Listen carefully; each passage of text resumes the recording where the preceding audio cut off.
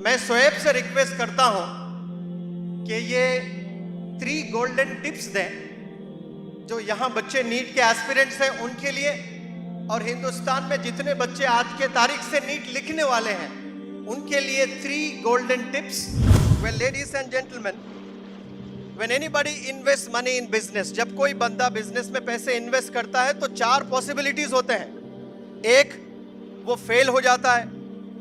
दूसरा, no profit no loss होता है। तीसरा, उसे कामयाबी मिलती है। और चौथा, उसको ट्रेमेंडस प्रोग्रेस मिलता है। ये चारों चीजों में, चारों लोगों में भी एक चीज कॉमन होती है, सबके पास होती है एक चीज। वो क्या है? टाइम। वो क्या है? टाइम। और सबके पास उतना ही वक्त होता है। A failure businessman has 24 hours and Sirajuddin Ajmal साहब जैसे कामयाब बिजनेसमैन, उनके पास भी 24 आवर्स। और जो बंदे इम्तिहान लिखते हैं उनके पास भी 24 आवर्स। जो नीट लिखे डिस्क्वालीफाई हो गए, 24 आवर्स। और शोएब आफ्ताब ने एग्जाम लिखा 720 में 720। A big round of applause for that boy। उन्हें भी 24 आवर्स ही है। जो बच्चे फेल हो रहे हैं 24 आवर्स है उनके पास, और जो बच्चे ऐसे रिकॉर्ड कायम कर रहे हैं उनके पास भी 24 hours. The beauty lies in using the time. आप अपने टाइम को कैसे मैनेज करते हो, ये आपके सक्सेस इस पर डिपेंड करता है।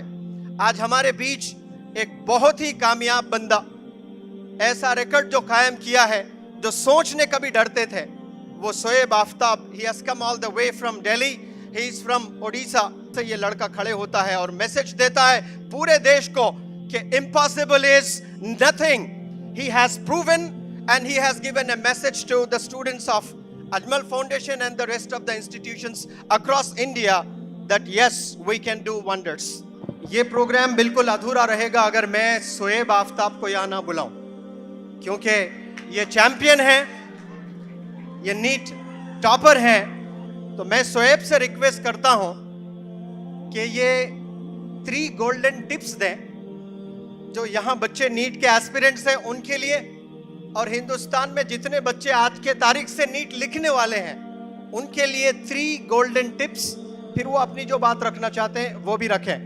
Well boys and girls, ladies and gentleman, a big round of applause for Shoaib Aftab. Good afternoon everyone. अस्सलाम वालेकुम। I am Shoaib Aftab, a student just like you. Today I am standing here, tomorrow is your turn. So I appeared for NEET this year and I secured AIR 1 and also 720 out of 720. I want to thank Ajmal Foundation for inviting me and allowing me to address you people, and I also want to thank you all for the love I received here. I was born in Bengal.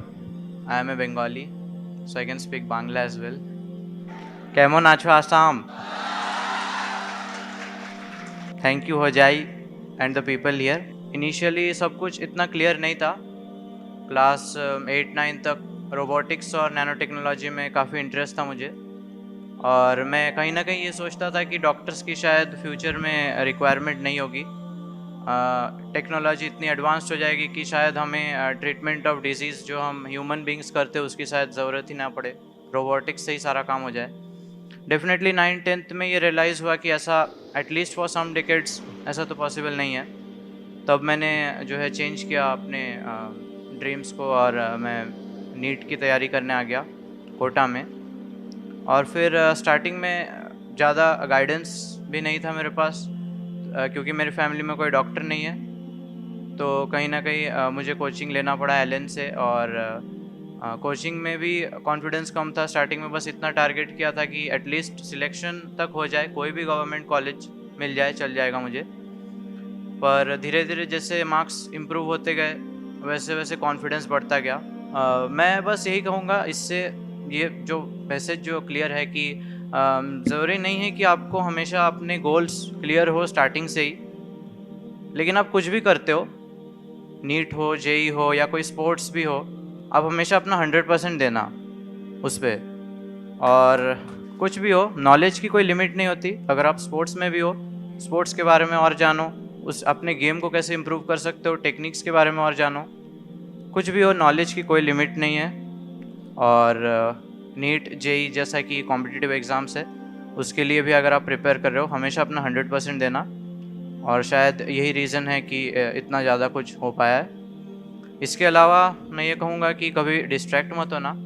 जैसा कि इस साल Covid का situation था, exams काफ़ी delay हो गई, session काफ़ी डिले हो गया। आपके साथ भी यही प्रॉब्लम है। शायद जो स्टूडेंट्स इस साल नीट अपियर करेंगे उनके लिए टाइम कम है, तो डेफिनेटली प्रेशर तो है, लेकिन कभी डिस्ट्रैक्ट मत होना। और नेगेटिव थॉट्स ऑफ कोर्स आ सकते हैं, तो हमेशा आप ये समझना कि सिर्फ वो आपके लिए नहीं है। वो जो भी प्रॉब्लम्स आप फेस कर रहे हो वो सब फेस कर रहे हैं। ये चीज़ जानकर ही आपको एक पॉजिटिव मोटिवेशन मिलना चाहिए। इसके अलावा आप हमेशा कोशिश यही करो कि आप नेगेटिव थॉट्स को पॉजिटिव में कन्वर्ट करने की कोशिश करो। मुझे भी डर था कि कहीं ना कहीं कोविड के टाइम पे जो भी मैंने इतने मेहनत से पढ़ाई की, शायद जिन लोगों ने उतना नहीं पढ़ा हो, जो एक एक्स्ट्रा टाइम मिल रहा है इतना, तो डेफिनेटली वो लोग शायद मेरे से भी आगे हो जाए। पर कहीं ना कहीं दिमाग में ये भी था कि मैं उनसे भी ज़्यादा पढ़ूंगा और उनसे और ज़्यादा आगे रहूँगा। बस सिंपल है, हमेशा अपना 100% देना, और जैसा जैसा आप कर रहे हो उसको फॉलो करो, कभी डिस्ट्रैक्ट मत हो, और डेफिनेटली आप जो भी करना चाहते हो आपको ज़रूर मिलेगा वो। Thank you. बहुत अच्छे माशाल्लाह। इन्होंने 3 टिप्स कल भी दिए थे बच्चों को, कहा कि कभी लाइफ में डिस्ट्रैक्ट नहीं होना और एक हुनर डेवलप करना, एक स्किल डेवलप करना कि नेगेटिव थॉट्स को पॉजिटिव में कन्वर्ट करना शुरू करें। और तीसरा जो मैंने पहले ही बताया था ना, सबके 24 घंटे होते हैं, तो उसको कैसे मैनेज किया जाए वो सबसे इम्पोर्टेंट चीज़ होती है। And the heart of Ajmal foundation Maulana Badruddin Ajmal Sahab is going to honour this boy, right? Yes, and Ajmal brothers Sirajuddin Ajmal Saab as well to join in honoring this great boy who has really created history. And may I invite their parents as well. इनके parents भी आए हैं और प्यारी बहन भी आई है अलीशा छोटी सी। May I request them to join them please.